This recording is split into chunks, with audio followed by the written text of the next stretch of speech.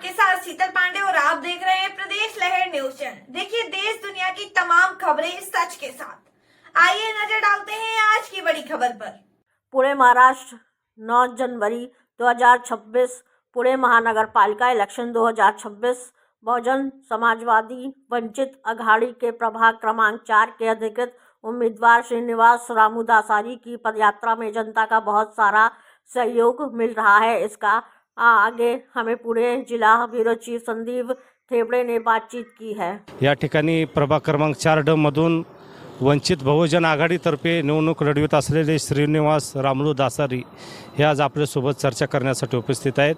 त्यांनी या ठिकाणी आता सध्या त्यांची रॅली या ठिकाणी आलेली आहे, तर आज आपण त्यांच्यासोबत संवाद साधूया।